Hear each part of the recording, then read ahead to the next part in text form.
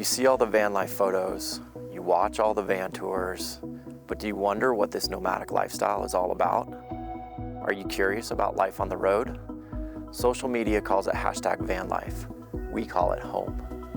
I'll ask 10 questions to get you the stories that you want to hear from the people who live, work, and travel and adventure in this nomadic lifestyle. Welcome to Life on the Road.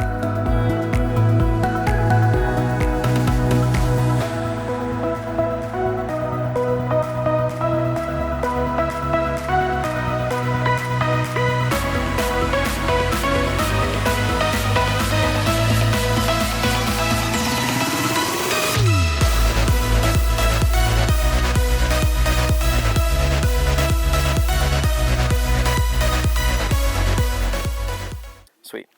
Welcome to another episode of Life on the Road, where I ask 10 questions to get you the stories that you want to hear from her life on the road. Welcome. Thank you. This is amazing. I'm so excited we finally get to do this. Yes, me too. We have been, let's call it IG friends for a minute. Insta buddies, yeah. Insta buddies for a minute, and we're finally getting a chance to meet up. And yesterday we went on an incredible hike. Incredible little waterfall expedition. Secret waterfall. Forever secret. Exactly. That was amazing. And yeah, and we get to sit down and finally have a conversation. Hell yeah, brother. I'm excited about. Me too. As we always start the show, tell us who you are, how long you've been on the road, and where you're from. And you can shamelessly promote yourself at any given time. Got nothing to promote. That's not true. All right, I'm Ryan. I am from Hood River, Oregon. Nice. Teeny little town up north. It's the best. It's the best. It was like the greatest place in the world to grow up. Feel so blessed. Mm-hmm. I have been on the road since November. Okay. But I don't even know if you can count it because I literally got the rig, drove straight to Baja, and parked it on my parents' property. Yeah. So I'm like, I was sleeping in it. Yeah. But I had my parents' bathroom and kitchen. That's fair. But, so I still am going to count that day that I drove out of Bend. Of course. As my Yeah. I mean, again, number one. Yeah, I mean, you started nomadic life at the end of the day. Like, that was your intent. That's what you wanted to do. That 100% counts. Totally. And it's not like you have to be in your rig every single night. Like, no. It's just a part of it. Yeah, exactly. And, there's lots of times that, we talk about it all the time on the show where you have to get out of your rig. You need an Airbnb for a day or two, or a hotel or whatever, or a family or friend, whatever. You just need a shower and a laundry and... Honestly, it was so good because this obviously is... Oh my God, we're filming this night with the tape. I should take the tape off. I'm so embarrassed. It's amazing. It's perfect. No. I had to I bought the rig so fast that I didn't know anything about it. Yeah. So going down to Baja and kind of just making her cute and painting her. The inside's way cuter than the outside, trust me. Yeah. Just getting to know the camper was super rad while, having the security of my parents' place. Yeah. And I think that's, really nice as well. I mean, again, we'll talk about it a little bit in question 7, but, having the ability to understand your rig or be in a place where you can be maybe not even on the road and you can sit and learn about the rig. Totally. Oh my God, I have so much to learn. Yeah, the first 2 weeks I bought Althea, I drove to Phoenix and crashed at my mom's for a week just so I could learn all the systems and figure out where I was going to put everything and all that type of stuff. So no, I think that's really good. So yeah, I would say I'm new.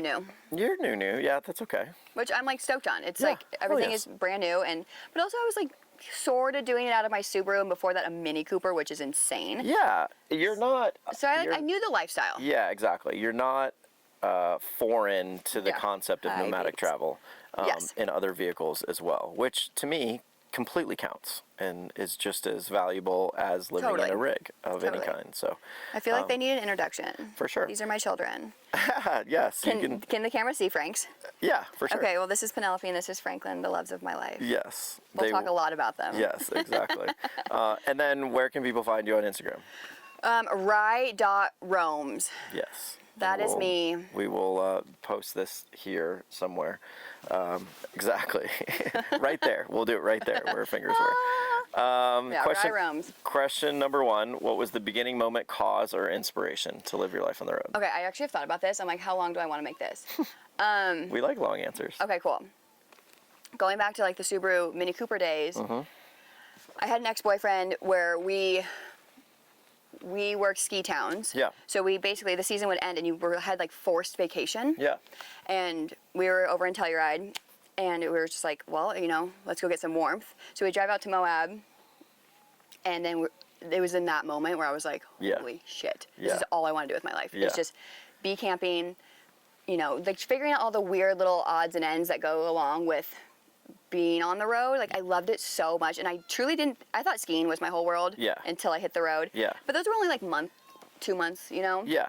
And then we got my sweet, sweet baby Franks, and I was like, I have to show her the world. I have to show her the desert, basically. That's amazing. So then we started doing that, and then obviously we broke up. I got the girls praise, and then COVID happened, and just like in those COVID days, where I was just like drinking my bottle of wine, not knowing what to do with my life, I was like, what is the thing that makes me happiest in the world? Because my life kind of fell to shit, you know? I understand. Trust me, I've been there. It shattered, and I was like, what is going to bring me joy? And it was this. Yeah. It was, and I was like, I need to start pushing for that. It took me some time. I ended up moving to Bend and then like getting a career, and that all sucked. Yeah. And then eventually I bought my sweet, sweet tumbleweed. And we'll get to the rig for sure. But no, I mean, again, I love the fact that, you know, you kind of got a little bit of taste of it, you know, in your car. You obviously came to Moab. We'll talk about your love affair with Moab, which is amazing. But, you know, I mean, from one skier to another, like, I truly understand, you know, living in Telluride and skiing and that being incredible. your life. Yeah, absolutely incredible. I mean, I'm a diehard skier and I love that. But yet, you know, on the flip side is that in the summertime, you know, now what do you do and that type of thing. And totally. So, you know, the pushing the idea of going and camping and exploring and all that, like, you know, in a car, I think is a great way to get started in this community, get started to understand what it's like to live on the road. I mean, I was doing it out of a tent. Yeah. Which I've always said, like, because I went from like tent to sleeping in the back of the Sub to the truck, and I'm like, every phase was so incredible. Like, it had there's so many benefits in all of it. Yeah. That I love that I did it that way, that I didn't just go like straight into, you know, the big rig. Yeah. But yeah, I don't know. It's just, bottom line, one, I want to live a life where my dogs are their happiest. Sure. And so that's my whole MO is I want to live a life where my girls are just thriving. Yeah. And us just living outdoors so I'm like, why wouldn't I chase this? Because it's going to give me the best life as well. For sure. And also it just makes me really damn happy. I think that's my simple answer. Yeah. It makes me really damn happy. No, and I think all three of those things like line up perfectly, and then you get to that point where your last answer is, it just at the bottom line makes me happy. And I mean, it's messy, it's bumpy, and everything falls apart, but it's so fucking fun. Yeah, I mean, it's so rewarding, and we say it all the time on the show. Like, it doesn't matter what rig you're in, just come out and have fun and be here and enjoy like the places and the spaces that we sit in and hang out in. And you know, again, we're in Moab. We had an incredible day yesterday. Oh my God. A crazy beautiful hike to a waterfall, and then came back and hung out by a fire with a bunch of friends. Like, it doesn't get much better than that. It doesn't. It truly doesn't. It's like my perfect day. Yeah. So, and right along with that, we'll roll into question 2, which is, what has been your experience with other nomadic travelers? Okay, so when I life on the road started, it's funny. Okay, when I started this, this whole lifestyle to me was it became very solo. Yeah. Which I love that aspect. I love going out. That was your intent? Yeah. I was I want to get into nature by myself with the girls. Yeah. And kind of just figure it out on my own. But then living in Bend, where it's such a huge van community there. Yeah. Please don't go. That is so rude. This is fine. It was so cool to see all these people who from all over the world, over the world, know each other because they all live, in a metal box on wheels. Yeah, of course. And that I started to get drawn to it. I was like, damn, and then, they're like-minded people. Because sometimes a lot of the time when you say that you want to move into a rig, people are like, what? It's like, you want to do what? Yeah. But Bend is a very van-friendly town. So many people get it, totally. Right? Like, you would say that in Bend, and nobody's going to, say any different. They're going to be like, oh, that's dope. And so it was so fun to start talking to people, when I was like, hey, I think I want to do this for real. they were so supportive. Yeah. And I was like, oh my God, there are like-minded people out there that I need to gravitate to. So anyway, moved down to Baja. My parents go back to the States, and I have to dog sit for 3 weeks, and I didn't talk to a single person for 3 weeks, only dogs. And right after that, I started talking to people on Instagram, and they're like, we're going to this big band meetup down in Baja, you should come. And I was terrified. I was so scared. Shout out Josiah, the Journal of Lost Time, yes. Escobar. Yes. Yeah. I was terrified. So my parents fly back, and I literally was like, within the day, take off to the band meetup, and I was, like I said, terrified because I didn't know a single person. Yeah, of course. And then just like seeing all the rigs and seeing all the people, like I was so... It can be overwhelming. I was so overwhelmed. Yeah. And luckily, a sweet, sweet friend took me under her wing, and an Insta friend, and just kind of showed me the ropes. And then just I started like the conversations I started having with people. I was like, holy shit! Like these people, we're all doing this. Like we all want to be here. Correct. Doesn't matter what we're sleeping in. Like we are all so stoked to be here, and it like my whole world opened up. Yeah. And I met the raddest girls, and they were also in truck campers, which I love. I was drawn to the truck girls. Yeah. We were just like, it was a different, how do I explain this? It was like a different kind of friend because it's so raw. Mm-hmm. It's just like, this is my whole life. Yeah. Like you're seeing it. And it wasn't like the kind of friendships where you kind of like, like the small talk. It was like, it builds we're over like, time. We're going straight this to our is trauma like, talk. exactly. Yeah. This is like instantaneously it's just best like, friends. Yeah. That's how this I loved community. it. That's how this community functions. And again, we talk about it all the time. These are so many reoccurring themes in all these shows, and I love that. It's actually why I've really kind of started the show. And going to van meetups, to your point, and I'm glad you expressed it, can be very overwhelming. Oh my God, especially terrifying. Especially Escobar. Escobar's a big event. It was huge. And so, it's one of those things where, it's like a descent and you're from Bend. It's the same thing. It's a massive meetup. But if you were to go and be the most introverted person on the planet and stay in your rig 90% of the time. I honestly kind of did. One day I was like, I stayed in my rig the whole day one day. But no one's going to care. No one cared. No one cared at all. No one cared. And then when you're ready to kind of introduce yourself and come out and be social, they're going to welcome you with open arms. Totally. And like, it's exactly what happened. We were like parked in a circle, so like my door is facing everybody, and I literally stayed in my van or my truck the whole day. Yeah. And I popped my head out, and they're like, "Oh, what's up, Rye? Like, we're making dinner. Join us." And I was like, "This is so fucking cool." Yeah, exactly. And that's the best part is, again, you can do this at your own pace, at your own comfort level. There's no pressure for you to come and be involved. The whole idea is just come and be involved. Totally. And then when you're ready, like you'll figure it out. Totally. And like, don't get me wrong. Like after that, I had to go be alone. Of course. No, it happens all the time. Like you get overstimulated. At these events, and you're like, holy shit, I need like 7 days by myself. Totally. And then like a month goes by, and those girls that I met were like, hey, we're on this beach, and I was like, then I spent 10 days with them when I was planning on staying 2 days. Yeah. And it's just so awesome because then you can like ask all these questions, and it's like a wealth of knowledge and like all these friendships. I don't know. It was. Yeah. I'm really, really stoked on that whole aspect because it was an intimidating one for me, but it just honestly, it's like such a beautiful, beautiful thing. Yeah. No. Again, very smitten on it. The nomadic community is a wonderful, wonderful community. It's it's something that I discovered and never realized existed. Same. And now, as I'm becoming more and more involved in the community, it's incredible. Like even this crew. Yeah. Like I didn't know any of these people yesterday, and then we go on this hike, and then we went to karaoke. Yeah. It's like they instantly become your family for your like short time period together. Yeah. And but you're always going to keep in touch. Totally. You're going to run into probably most, if not all of these people again at some point, down the road, and that's how it works. And we will keep in touch, and we'll hang out again down the road. And Blakely and everybody that's here. It's Blakely's my little sister. She's been with me since the first month I was on the road, so love again, that. all of these things shout out Blakely. are a part of the nomadic community, and it's why I love it so much, and I love that you're finding this. Yeah, I'm really smitten with it, and I'm curious to see, because when I got the rig, I went straight to Baja, like I said, and I haven't really hung out in Bend, so I'm curious to see how the summer's gonna go with the rig. I'm excited. It's like, it's all new. Exactly.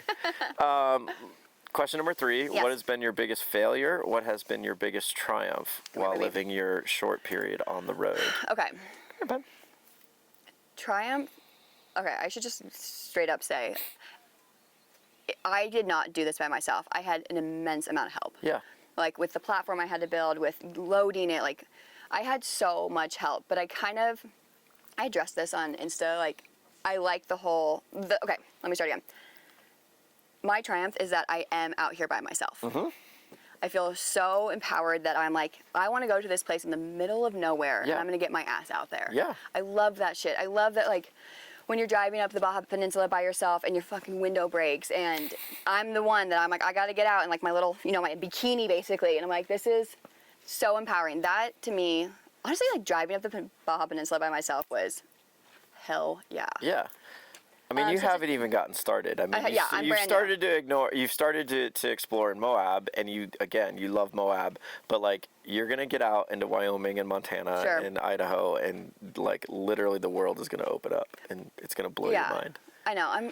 I'm so amped for all of it. If you can get me out of the desert, which is good. Which is not a bad place to be. So like desert forever. Can't fault you for that. So yeah, my biggest triumph for sure is that I'm doing it solo, even though I had so much freaking help. Yeah, of course. We've all had help to get our rigs started. You know what I mean? Again, I didn't build Althea. And a giant team of people built Althea, and it was amazing. Yeah, I had so much help, and I'm so grateful for their help. Yeah. So out here, now that I'm on the road doing it, I am by myself. Granted, if anything goes wrong, I immediately call all of my van friends. Of course. Yeah, I can't get my water to start. That's what happens. I think that, I don't even say this is a failure. It's just, okay, when I started talking about how I wanted to do this, everyone was like, don't romanticize it. Okay. And of course I did. Yeah. Because I had done the Subaru thing and it was bliss the whole time. Yeah.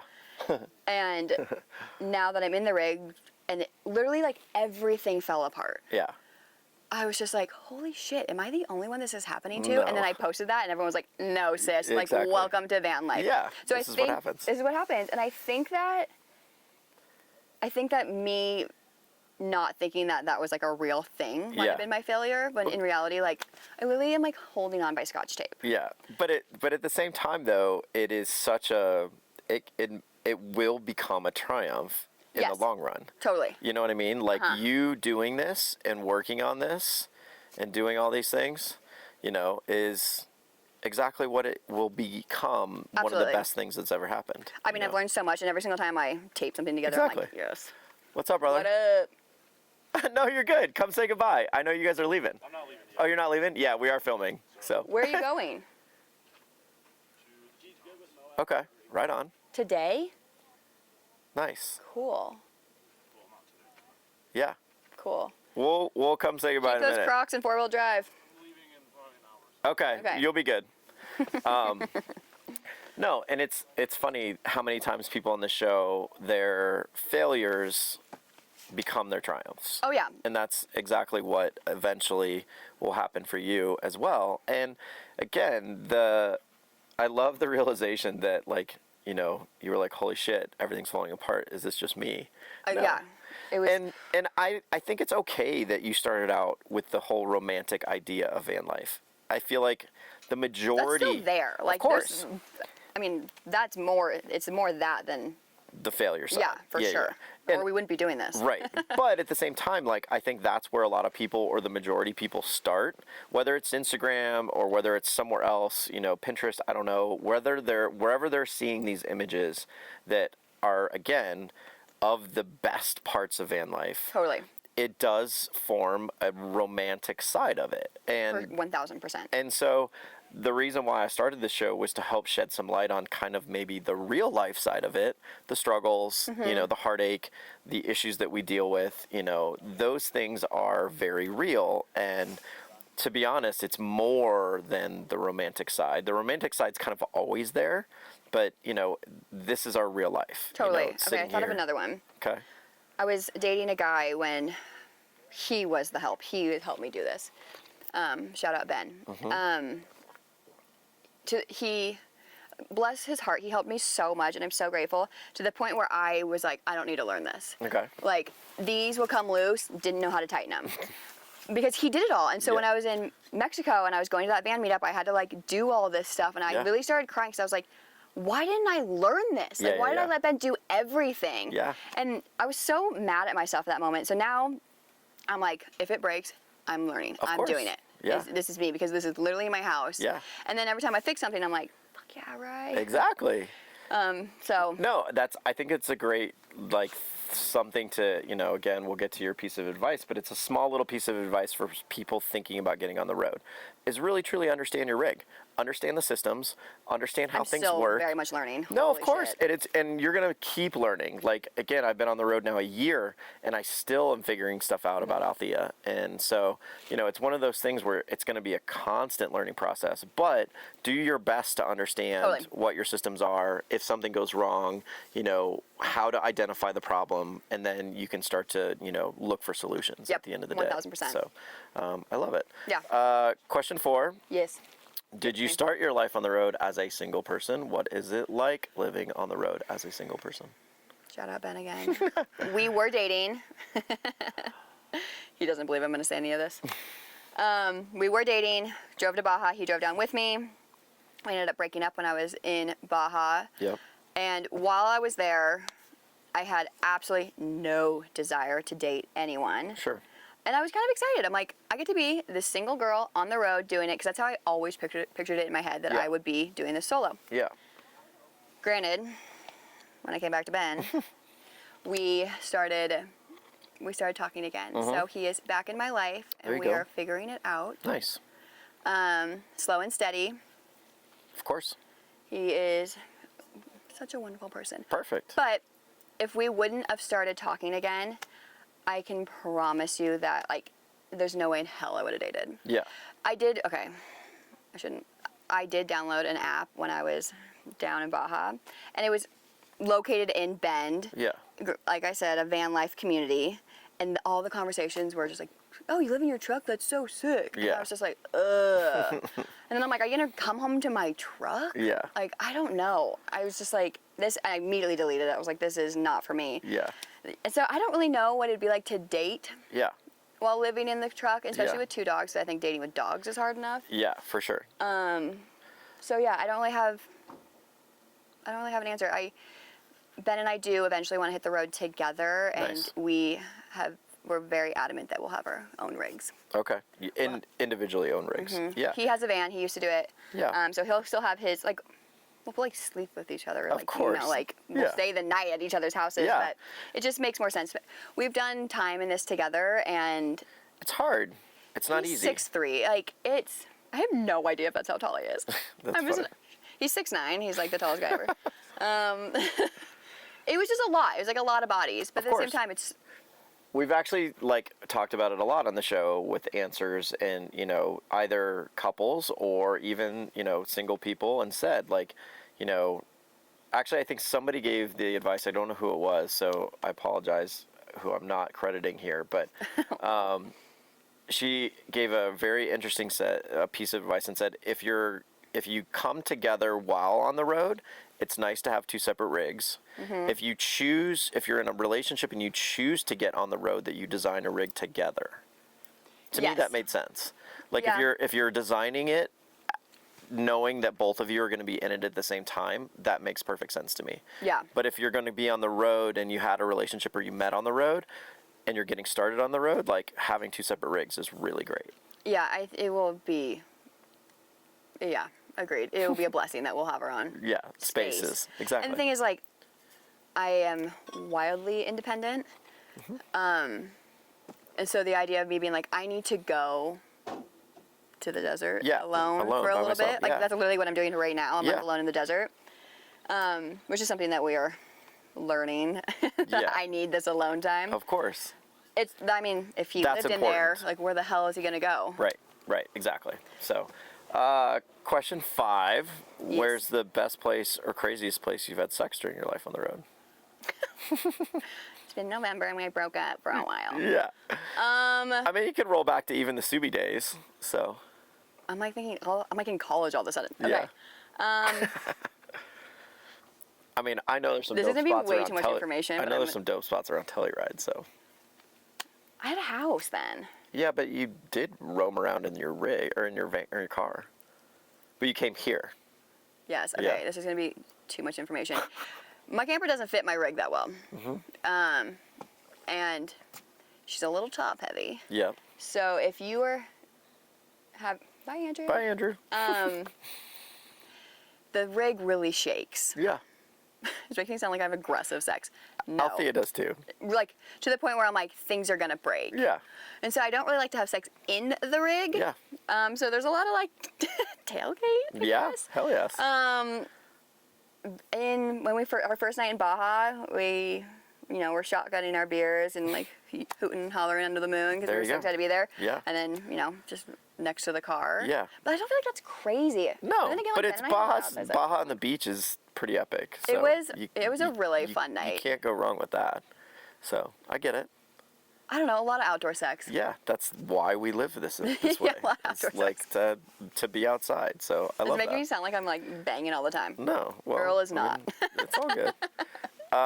Question number 6: how do you make money while living your life on the road? I don't know.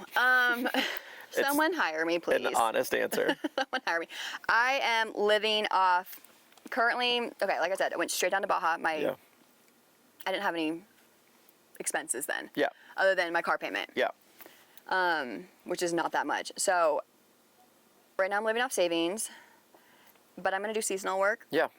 Just work at local brewery in town in Bend and make fast cash and then hit the road again. I eventually would like to do the whole Starlink and like find remote work. Yeah. But I've put literally no energy into it. Yeah. No, and that's fair. I mean, honestly, it's what a lot of people do. Shout out Val, the first ever episode I filmed. She this past winter worked a hotel in Boulder, and she works seasonal work. For X amount of months, makes a bunch of money. Yeah, I and love then it. gets back out on the road again. I freaking love it. I love seasonal work because it's you literally you work for 6 months and then you're not working for 6 months. It's amazing. Right. Yeah. I love it. And you can choose to go and do what you want. And again, I think it's a perfect way to do it. And then eventually, like you said, slowly work into the concept of trying to find something, truly remote or I mean, if I'm being honest, it'd be really, really rad to get paid through Instagram, and I've put like a tiny bit of energy into it. Sure. But at the same time, I don't know. It's hard. Because it's not easy to do. Instagram to me is a creative outlet. And I love taking photos and making videos. But then the idea of I'm like, it'd be cool to get paid for it, but at the same time, I'm like, is that me? I don't know. Yeah. I really grapple with that one. Understand. But it'd be dope to get my gas paid for. For sure. I totally get it. And again, like the longer you're on the road, the more and more you'll like start to figure out what you're passionate about and what you're not. Like at the end of the day. Totally. I'm still figuring this out. Yeah. You're brand new. Yeah. But again, Hi, honey. I love the fact that like this has been in your head and this is what you've wanted to do and you've continued to pursue it and finally you're here at this goal with this rig and you're on the road. I love that. When I first started, a lot of people recommended that I'd find a job before I did it, so I would have that security. But to me, I was like, You'll never go. I'll just never do it. Yeah, exactly. I'm like, I have to do it first and kind of struggle a little bit and, use some credit cards. Because that's the only way I'm going to do it. I just had to fucking do it. Yeah, you just had to go. And I love that. But that's like so privileged as well. Like I know how privileged I am in that sense. Of course. To a certain extent, I feel like we are the fact that we had a choice to do this is so privileged. But also at the same time, like I don't want to not say that I'm proud of every person that's out here that's living this life. Because again, it's such a conscious choice. It's not an easy choice, but at the same time, when you make it, it's so freeing, and there's so many opportunities that are out here. Yep. And then the lifestyle that we get to live is so amazing. Agreed. So, again, yes, uber privileged to be able to be out here and do these things and go to the places that we go to. But at the same time, like I'm super proud of this community in a sense that everybody's just doing exactly what they can and what they want and what they need in order to live this lifestyle. Yep. So I think it's awesome. Question number 7. Yes. What is your rig? Who built it? And why did you choose it to live your life on the road? I'm ashamed to say who it is because I'm not doing them proud. Come on. It's amazing. Okay. I got my Tundra. Yep. Obsessed with her. Greatest truck ever. When I started this whole thing... Wait, did you ask why I chose this? Yeah. I really struggled with van, truck, camper. But I loved the idea of me in a truck camper. I was like, there's something like so sexy about it. Okay. But I also liked the fact that I could, LOL at this now, that I could take my house off and just have my rig. Yeah. I love that, and I love the 4-wheel drive. I love that my truck can go places that, I mean, I don't know, that vans can't go. I'm gonna say that just to, like. I can go where you can go. Okay, well, look at your behemoth. So. But I get what you're saying. And then vans were too expensive. They're straight up too expensive. And That's the ultimate reason. Yeah, and I love that. Like, it's the best, most honest answer you can get. Yeah, it was just, I just couldn't find something. And also, I very much say that I am a dirtbag, but I am a bougie dirtbag. Yeah. I wanted, so I'm like, I'm gonna get something that I can stand in, that I can cook in. I don't want to set up a house when I get there. Yep. I don't want to pop something up. Yep. I don't want to, you know, like, I wanted my bed to be made and I wanted to be able to cook inside. Yeah. Those were my things. Okay. So then when I decided on a truck camper, I bought the Tundra. For all you little truck camper people out there, please hear me now.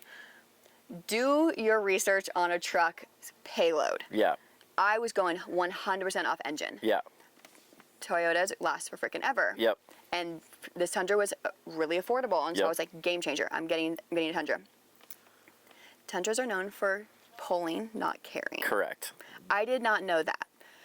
I was so freaking naive. Oh my God. I thought I did enough research. I did zero research. So like I literally drive into Ben. I'm so excited I got the new truck and start looking at campers, and sweet Ben was like, we should check the payload. And it's, I think, 1,200 pounds. Okay. My camper is 11. Yep. I sobbed and sobbed and sobbed for a month. I was like, I bought the wrong truck. Like, the biggest decision of my life. Like, this is the biggest purchase I've ever made. I fucked up. Yeah. Because I truly thought if you had a truck, you can put a camper on it. Right. I had no freaking clue. Yeah. And then, my sweet Tundra, it doesn't fit campers in the fact that it's too tall. Yeah. So I have an 8-inch platform underneath my camper, Yep. which barely freaking covers the top. Yep. Like, I hit the top on bumps, so your girl moves real slow on dirt roads. Not like yesterday when we were doing like 60. Literally, when you were hauling ass yesterday, I was like, I could never do this. Like, every bump, I was like, oh my God, oh my God, oh my God. So I wish I would have known all of that, but Yeah. again, I wouldn't, there was no way of me to know. Yeah, of course. I mean, honestly, Unless I did the research, but I didn't even know what to research. Well, and again, sometimes that's hard. Like, I think where you could have benefited would be to have reached out to some of the, you know, maybe truck camper friends that you had made on Instagram or were I didn't know them yet. Well, or even just like blindly reach out to somebody. Totally. Like, I think that, and again, that's something that I'm hoping that, you know, if somebody's watching this show and they're curious about, you know, van life or truck camper life, like, find somebody on Instagram that you relate to, or find somebody on the show that you relate to, reach out to them on Instagram and ask questions. Totally. And now the that end I'm of the in the camper, like the second I bought the camper, I had so many, honestly, women, which was so cool, reach out to me being like, oh my God, I want to do the truck camper thing. Yeah. How did you make it work? And I'm like, I have a wealth of knowledge Yeah, for you now, which now. is so cool. Of course. This camper, and I hope the guy I bought it from is watching, because he follows me on Insta and I bitch about the camper so much, and he just like silently watches, which cracks me up, because I'm like, did you know this shit and you didn't tell me when I bought it? Poor guy. He's awesome. But he had it on a small Tundra. Yep. That's why I ended up going with this one. I will not be keeping this thing. It's going to be perfect for like city living in Bend, Yeah. like just going to and from work. Yeah. But like, it's not necessarily outfitted and appropriate for where you want to go. And like I still kind of beat myself up over this. I bought the truck so I could go to places that Or remote. not a lot of people go to. Yeah, of course. But like, she doesn't let me. She doesn't want you to go. Which to I'm like, those this is the whole places. reason I got a truck. Yeah. Which is fine. It's totally fine. It's been the most perfect first thing for me. Yeah, of course. And again, like, I think it's great that you're just starting. Yeah. And I think it's great that you're here and you're learning all this as you go. And that's okay. Like, Totally. There's, again, we say it all the time, there's no wrong way to do nomadic travel. Like, just the fact that no, you absolutely did not do it wrong. You have a beautiful truck and a beautiful I love camper, and you're doing it exactly the way you should. Thank you for saying that my camper's beautiful. I was just hanging is. on by tape. No, I love it. I honestly, I was just talking to my dad about this. I kind of love that we're a shit show. Because if I had your nice stuff, I would be like, I can't do anything. Yeah. I like that when something breaks, I'm like, It's okay. Oh yeah, you did. Exactly. Of course you did. Yeah. I mean, we're named Tumbleweed. Like I always say, just find us tumbling down the freeway because we're hanging on by Scotch tape here. That's pretty amazing. Yeah, there is some tape on the window right yeah, there. I'm not sure if that's in the shot, but it's actually. I want it to be in the shot now that I'm like, I'm a shit show, and I love it. I love that I'm a shit show. When did the window issue happen in Baja? Correct. Yeah. It was so fucking windy driving up Baja, and I wasn't expecting it, and you can't see it, but that door fell off. Yeah. And that is the door that keeps my little tiny flame on for my fridge. Okay. So when the wind would blow, the flame would go out, and my food was getting hot. Yeah. Oh my God, I lost my mind over that.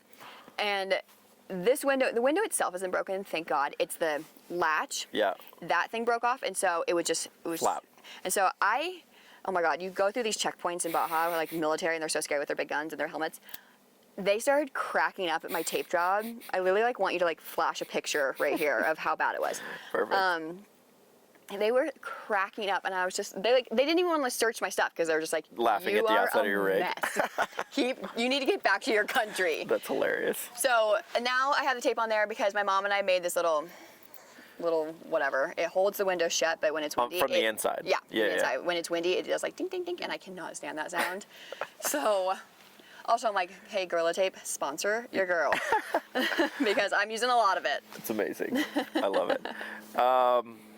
Question number 8. I think you told me yesterday you had a good story for this. What is your best bathroom, number 1 or number 2 story? Okay, I thought about this, and I'm like, how honest do I want to be? Well, majority of bathroom, obviously, is just outside. Yeah, so no toilet in the rig. Okay. I don't even have a table. Do you desire to have a toilet in the rig? When I'm at van meetups, yes. That was the one time where I was like, oh shit, you guys are all going to the bathroom in your rigs, and I'm like the girl marching away with a shovel. Yeah. Everyone knows I'm gonna go shit. Yeah. That was the only time. It wasn't a priority ever. Yeah. Never ever a priority. Of course. I honestly prefer going outside. Of course. I'm feral. It's amazing. It's amazing. Yeah. No, I always call it like a 5-star shit. Exactly. Shitting with a view. I love 100%. it. Or, I mean, even on this trip, camping here with all y'all, I will literally drive to that bathroom we went yesterday. Yeah. I'll drive 15 minutes to the bathroom. Yeah. And that's super common in our community as well. Grocery stores, Exactly. Starbucks. Exactly. Just gyms. on the road, wherever. Yeah, I have no shame when it comes to going to the bathroom. Honestly, Val, with him, she was like, Rye, stop marching off into the desert. Come shit in my rig. And I was like, that is the nicest thing anyone has ever offered me. Thank you. That's so funny. She's an angel. She is amazing. She's Shout amazing. out Val. So I was just at this really awesome, last week, this really awesome viewpoint. And it's kind of like an Instagram-y spot. And so I was surprised that I was the only one. So I was like, I'm going to make myself a nice dinner, which was mac and cheese and hot dogs, and go to the bathroom. And then I'm going to go take some videos. Yeah. I'm thoroughly enjoying myself. And now I'm at like the bathroom stage, and these people roll up, and I was like, are you fucking kidding me? And this is like barren. Yeah. Like they're gonna see my You're ass. on a cliff edge. Yeah. Basically. Yes, moonscape. Yeah. And I was like, God damn, what the fuck am I gonna do? And we start talking, so now we have a relationship.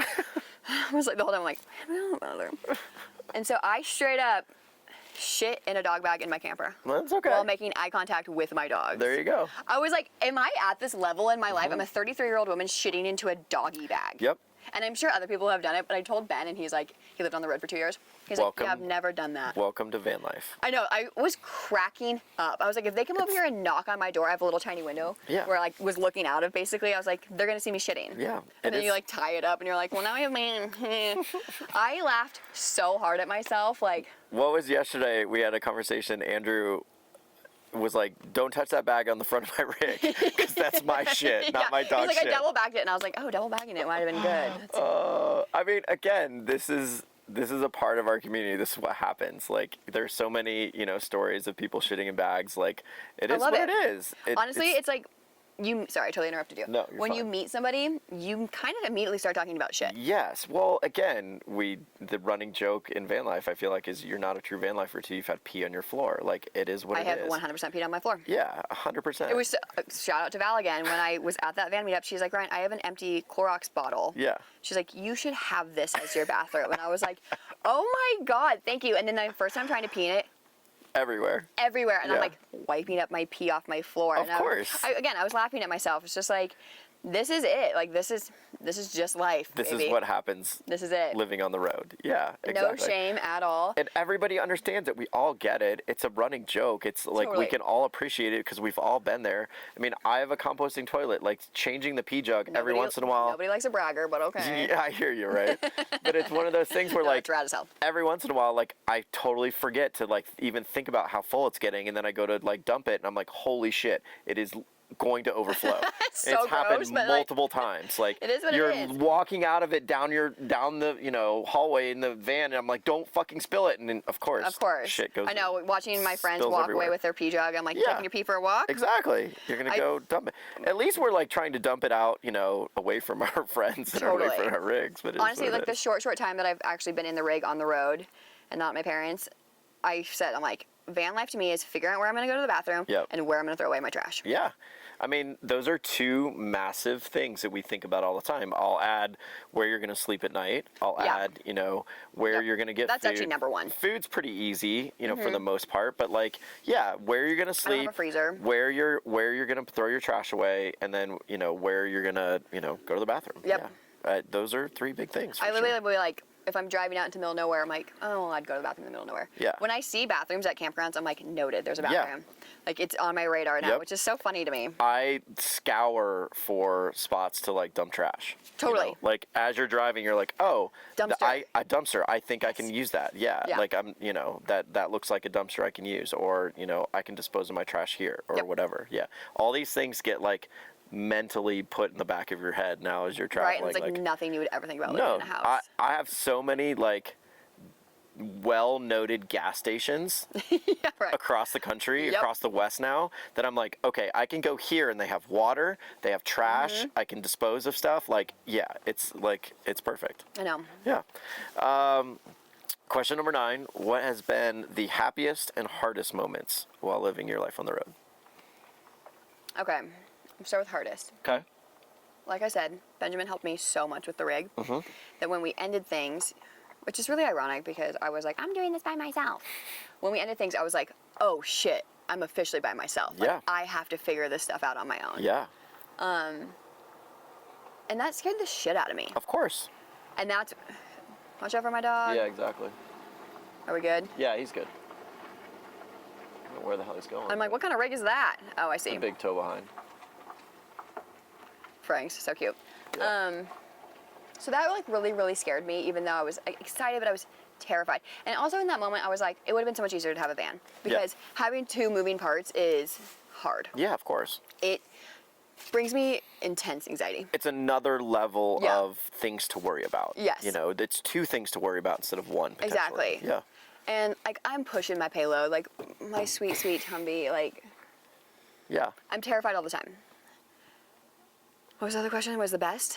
Happiest and hardest. So okay, so let's say let's define hardest a little bit better. Hardest is the anxiety. Yes, I live in a constant fear and anxiety unless when I park my rig at my camp, I'm like, oh, you just relax. I just made it. Yeah.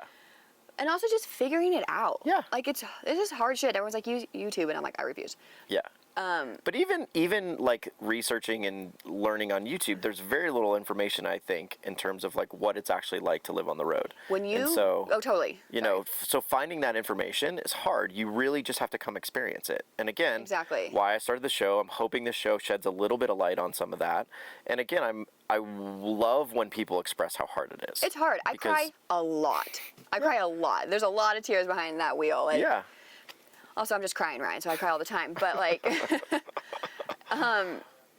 it's hard. And it's, especially, like, being a solo woman, which I'm so empowered by. But, like, there's been times also being a woman, like, I'm not going to camp here. Yeah. There's a creepy dude. 100%. Like, there's bad vibes here. Yeah. Like, it happened to me the other day where it's, like, these creepy men. And I was just like, they know 100% I'm by myself. Yeah. Because nobody else hopped out of the rig. Right. It's like, that's hard. Yeah. No, and again, it's something that I'm glad you brought up because, again, and a lot of solo female travelers have been on this show, and it's something where I think is maybe the biggest thing a solo female traveler should get on the road with understanding is that just trust your intuition. Yes. Like, you roll up to a spot, Even if it took you a fucking hour to get there. Yeah, it doesn't have good vibes, and you're like, fuck this. I'm getting in my rig and I'm out. Yep. Someone should always have your location. Multiple people should know your location. If you're going out of service, tell them where you're going. Yep. Yeah, I think that's a great piece of advice. Like if I'm going on a hike that has no service, I'll be like, hey, this hike is like, what? I'm going to be gone for 4 hours. Yeah. If you don't hear from me tonight, something has gone wrong. Right. Yeah. So that's hard. Learning it by myself is hard, even though I do get a lot of help. Who am I kidding? But when you're out there by yourself, you're like, shit. Yeah. So yeah, I have a lot of anxiety. I live in fear. I live in straight fear. But that's okay to a certain extent. You know, obviously. It's live and you learn, you know? Yeah. Yeah. And again, that will decrease the longer you're on the road, you know, at the end of the day. Oh, 1000%. Like you're going to get better at this. Yep. You're going to learn. You're going to improve. Yep. Things will get easier. So all of those things will get better over time at the end of the day. Totally. I am so sorry. The kombucha is like making me so bubbly, and the mic's right here, and you probably have heard every burp. I am so sorry. I fucking love it. So hell, perfect. we love it. Yes. Oh my god. Okay, I think I'm cool, or I'm gonna sneeze. I don't know what's happening. Happiest? Happiest, yeah. God, there's so many. I know, right? It kind of makes me want to cry. Crying Ryan. Oh my god, I am gonna cry. This is weird. I literally cry. When I wanted to start this, all I dreamed about, even with none of the messy part, all I dreamed about was pulling into the middle of nowhere, Moab. Yeah. Opening my claw with my girls, with my whole house behind me. Yeah. And just being like, I fucking did it. Yeah. And you're here. I'm doing it. Yeah, like exactly. I stayed at this incredible campsite the other night, or like this camp spot on this cliff edge on my birthday. Mm-hmm. And I was like, oh my god, I'm a 33-year-old woman. I don't have kids. Yeah. I have my biological I daughters was gonna here, say, but the kids are right here. like they're off doing their own thing. They're Yeah. so happy. I'm so happy, and I was just like, this is why I did this. Yeah, of course. And it was I like love such that. a beautiful moment. I mean, who the hell would I actually? Did I think I was gonna be doing this at 33? Middle school Ryan? Absolutely not. Okay. High school Ryan kind of was like, Maybe. yeah. College Ryan, of course, and now present Ryan is like, it was about damn time. Yeah. No, that's amazing. So, okay, you touched on it for a split second, and I want to go into it. Sure. Let's talk about your love affair with Moab. Let's talk. I mean, we're gonna say the desert in general, but Moab. Desert in general, but Moab. Moab specifically. I always say my favorite thing about living in Telluride is that I could go to Moab. Skiing's great. Skiing's fantastic. Best skiing I've ever done. Yeah. We got to get you to some other places to ski, but I hear know. you. I love Telluride. I love Telluride. Come here. Okay. I'm like, how far back does this go? Growing up in the PNW, I lived among the green, the trees. Yep. The rain. I The loved wet. it. Yeah. I love that shit. So do I. I didn't know this really existed. The desert to me was just like this barren, dead place, you know, where Yeah. everything is so thirsty. And then my ex-boyfriend and I, we'd moved to a new ski town every winter. And all I wanted to do was chase the snow. Yep. And we were in Park City. Season ended. Yep. We were going to go back to Oregon. We took a detour. Yep. Came here. And we were going to go to Arches. We had no idea what it was. We were just told that if you live in Utah, you should visit Arches. Yeah. We pulled in at night. Shout out Bryce Canyon as well. Yes. I mean, all of the parks. All of the parks. Just Utah in general. Exactly. Actually, don't come here. Don't come here. No, everybody should experience it. We pull into Moab. We literally thought it was gonna be like this desolate little town. We didn't think there was gonna be anybody. It was obviously popping. It was like so busy, and we were like, what the fuck? Like, how do people know about this place? Like, we asked the front desk guy, what should we do here? We have 4 hours. 4 hours. Yeah. Not enough time. No. Like 2 weeks is not enough time. No, and a lifetime isn't enough. Yeah. And he's like, obviously go to the parks. He recommended Canyonlands, and we were like, well, why would we go see some canyons? Yeah. When we woke up and we drove into Arches, something happened to me. Like, I'm not kidding. It sounds so cheesy, but I was just like, what the fuck is this place? Yeah. I had this like outer body experience where I was crying. It was the first time I've ever cried from nature. And I was just like, I have to be here. Like, this is where I belong. Yeah. But I was terrified. I'm still kind of terrified. Because the desert's a really hard place to live. Of course it is. And I was so used to water, and I was so used to the green. Yeah. We ended up just frolicking all over Arches, just having the time of our life. I don't like that. When we drove away, headed to the freeway, I was just like, something has changed in me. Yeah. I was like, I need to chase this high of the desert. Just playing in a national park. It was my first national park. Okay. Playing in a national park. Arches is still my favorite to this day. Amazing. And ever since then, whenever the ski season would end, I was like, we're going to Moab. Yeah. we'd come here, and then we started discovering other places like Escalante, which please don't go to Escalante. It's such a perfect place. Escalante and like St. George and and then even Arizona, like Sedona. Yeah. It was like all I wanted to do. I was like, all right, skiing season, like, come on. Like, I need to get to the desert. It got to the point where my ex would be like, if I was having really bad anxiety, he's like, all right, Ryan, we need some tent therapy in the desert. We're packing up, we're going to the desert. I love that. I love it too. And, excuse me. Hello, airplane. And it's not the first time an airplane has interrupted our episode. God, they have the sweetest view right now. Yeah, it's pretty epic. So I just like kept chasing this high of the desert. But the desert's a magical place. I don't think people realize how good it is. No, I mean, I grew up in the Midwest in the South, and then took my career started in Phoenix. Okay. And so I love Phoenix. It's a weird place, but I love it. It's a very weird place. I lived there for a long time, and as a landscape architect, it took me a long time to realize how colorful the desert was. It's so colorful, especially down in Phoenix. Holy shit. But honestly, it's far more colorful than places like the PNW or the South or the Midwest. Like, those places are just green, right? In beautiful shades of green. And I love blue, and I love those areas. But you get to the desert, and when the desert is blooming, there is nothing more beautiful. There's so much color in the desert, and people just don't realize like how lively the desert is, how alive and dangerous the desert can be, but also very much so. The most spectacular colors you will ever see. Literally, I was on a hike last week, and there was a hot pink flower. I screamed. Yeah. So I was like, you exist? Yeah. I think there's just something like,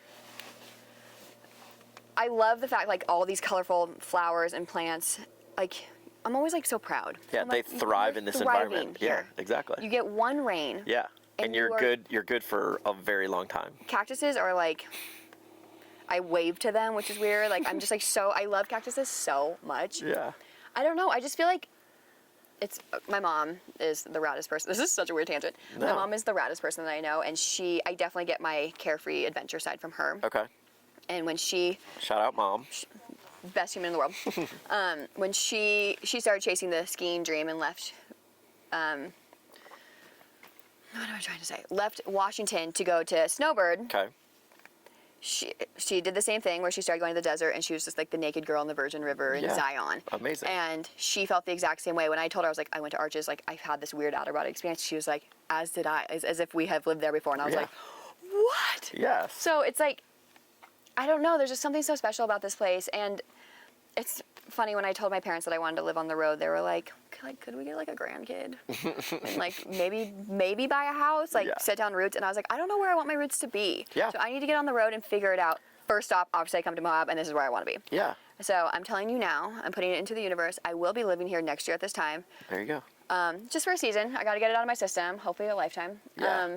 But honestly, like, I think it's also, you just said it, and a lot of people get on the road with hopes of like discovering the place that they will fall in love with, that they want to be for the rest of their lives. Totally. And again, I think that's an amazing thing, and it's an amazing way to do it, is to go experience other places throughout the country in places that you love or you think you will love. Yep. And just see, like, spend a little time there, spend a month there, spend 2 weeks there, spend 3 months there, spend a summer there. Yeah. And just learn. Get your seasonal job. That's what I want to do. Exactly.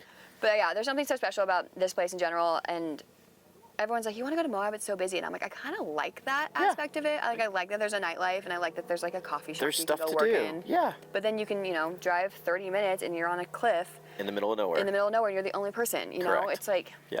I'm just obsessed with it here. I love it. I love it so much. It's amazing. Your last question 10. Define #van life in your own words, and provide a piece of advice for somebody wanting to live a life on the road. Okay, I've actually thought about this a lot once I read the questions. To me, #van life was such a joke. Yeah, of course. It was so like, #van life. Yeah. And I was right along with it as I'm like Googling #van life, because I'm like, I get Google. it. I was on Instagram. I was looking at it. I was like, I want #van life. Yeah. And so I still kind of make, like cliche jokes about it all. Well, again, and I say it a billion times, I say it every time this question comes up on this show, is written that way. I wrote it that way in a sense that it was super tongue-in-cheek, and it's not how we live our life, but it's usually the way people get exposed to this lifestyle. So like we can't, I don't want to like downplay hashtag van life, because people look at Instagram and that's how they get excited about it, and that's okay. But we're just trying to let you know that's not our real life. Totally. And what I was going to say is I made so much fun of it. And now that I am doing hashtag van life, I am so fucking proud of it. Yeah, of course. I will proudly put that as a hashtag. Yeah. I love it. We're gonna start saying hashtag I live in a van soon. Yes, we are. Hashtag I live in a truck. Yeah, a truck camper. Hashtag I live in a truck camper. Which I think is even more cringe for some reason. I have done like hashtag truck camper life, and I don't know why that one I'm like, this is so cringy. Because I feel like the truck camper people are... They're a hardcore group. Breed. Yeah, 100%. They're a hardcore and then group. it's not me. Yeah, no, and we shout out Miranda the last episode. You know, the Vanagon group is a whole nother group. They're on a whole nother level. Like, you know, and again, there's people in all kinds of different communities within the nomadic community, and I think it's wonderful. Like, you know, there's the whole, you know, sprinter world, and the storyteller world's a whole nother world. You know, so again, there's so many different aspects to nomadic life. But again, we all are in it together. We're all doing this, you know, in our own way, living on the road. 1000%. When Ben was on the road, he didn't come to Moab. Yeah. He was going to city so he could work. Yeah. He moved into a car because he had to. Of course. And it's so wild to me because I'm like, van life to me was adventure. Like, I need to be on the road. Freedom side. I need to keep adventuring. And to him, he was like, this is like finance stuff. Yeah.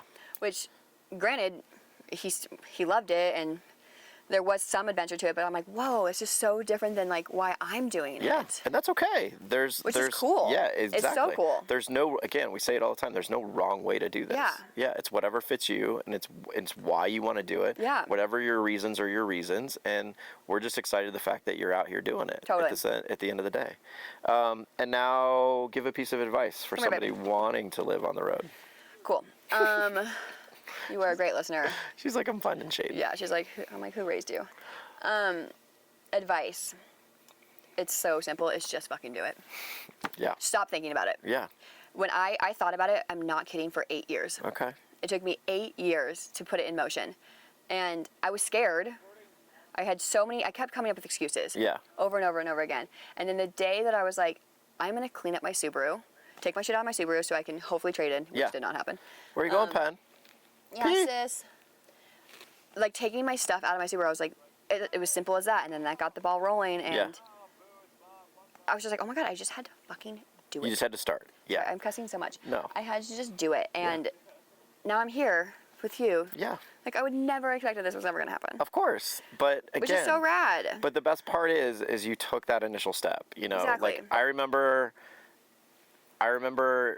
reading your story when you said you were going to buy the truck and you were getting the camper, and I remember messaging you and being like, Yes, I remember that. I'm so excited that you're I know, doing and then this. you like sent me links to this, and I was like, which is kind of you, but I'm like, no, I dude. mean, I was hoping to just answer anything I that know. you had question-wise, but at the same time, I just remember like you just making that commitment, and I was like, Yep, oh my just do God, it. like so excited for you, you know, so yeah. Yeah, so that, just do it. Also, be patient in the fact that things are going to break like crazy. Yeah, of course. And your dog's going to throw up in your bed, and Yep. it's just like, I laugh at stuff now that I would usually lose my mind over. Yeah. Which I think it's forcing me to be patient, which is cool. Yeah. So I say it's a bumpy road, and you just got to go along with it. Of course, no, and I think those are two really wonderful pieces of advice. Obviously, get started, but then two, once you get started, like go easy on yourself. Like don't beat yourself up. Like everybody experiences these heartaches and these issues and these troubles and these struggles. Like this is a part of our life. Yep. And so know that you're not doing it wrong. You're doing it exactly the way everyone else has done it. Oh my God, I need that advice. No, legitimately, like you're doing it exactly how everybody else has done it. And we've all gone through those struggles, you know, we've all gone through those heartaches and the issues and the breakdowns and whatever. Totally. And so it's going to happen, and, you know, just continue to, you know, persevere and be patient, and you'll figure it out. Totally. And You always do. You always do. And along the lines of just doing it, if just doing it is moving into your tiny car with a tent. Yeah. Fuck yes. Yes. Just do it. Yeah, get and started. that's one of the things that held me back is I was like, I want the Sprinter. I want the bougie. Yeah. And then I had to start like bringing it down a lot like taking things out, like, okay, I don't need a bathroom. Yeah. Like, I guess when you're starting this whole life, make a list of what's really important to you. Yeah. And mine was, I don't want to make my bed. Yep. And I want to be able to stand up while I cook inside. And those are my two most important things, and I wanted a good engine. Yeah. And everything else, I was like... I always said, like, write your list of must-haves, and then write your list of wants. Yeah. And the majority of your wants you're not going to get. Exactly. I mean, I don't have a table. But focus on your must-haves. Exactly. And go from there. You just adjust, too. It's like... Yeah. But over time, you'll get those wants down the road, you know, as things kind of, you know, get better. Maybe you change out a rig. Maybe you change out the camper. Yeah, the camper's gone. Yeah. So, I mean, again... But now you've been on the road for a little bit and you start to realize, oh, I really would like this. Now this is starting to become a must-have for me, you know? Totally. So, yeah, I think that's amazing advice. Those are your 10 questions. Hell yeah, brother. Thank you for doing this. Of course. This has been so fun. I've loved this conversation. I apologize for all the cussing. Oh, I don't care. Such a potty mouth. No, it is what it is. We are going to go into Moab and get some lunch. Lunch and like laundry would be cool. Okay, you guys are doing laundry. I'm I not. fucking hate laundry. Okay, this makes me sound so like I've never done laundry at a laundromat. You haven't? No! Is that insane? I always just go to friends' houses. This is going to be the first time you've ever gone to a laundromat on the road? Which makes me sound, again, so like... You're new. I've never been to a laundromat. It is what it is. I love that. I've never been to a laundromat. I might actually have to come for this. You should film we're it. gonna take a couple photos of this and we'll drop it into the episode here of Rye's first experience at a laundromat. Which is so bad. Like there should have been times in my life where I didn't have a washing machine, laundry. It is.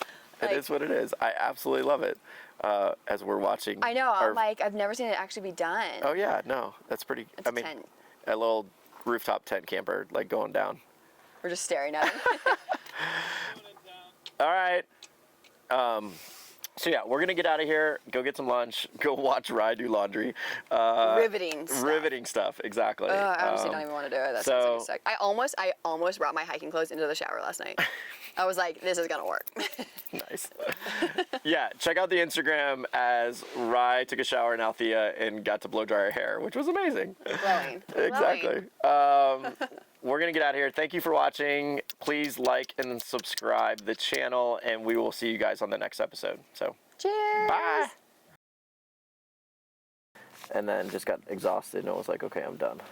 Yeah, I'm like an 11 o'clock girl, 10 o'clock. I mean, if I'm working, I'm like 8. This camera has been a little temperamental since the latest update. P, where are you going? It's a nice camera. Yeah. This is a nice camera, as long as it's working correctly, which it is. It seems to be. Just up. Come on, up. Come on. Stay with Mama. There you go. There, that's my baby girl. That's perfect. My emotional support baby. And then perfect. my dirt dog. What is this? Kombucha. I love kombucha. It's my favorite. Have you had the hard kombuchas? Juneshine? Oh, Who do you think I am? Okay. Of course. Juneshine's like my all-time favorite. Juneshine is my favorite, but you can only have 2 or it's going to rot your teeth out of your head. You shouldn't have that many kombuchas. It's not good for your teeth. Oh, I had no idea. Yeah. Good job. Thanks. That was amazing. Amazing.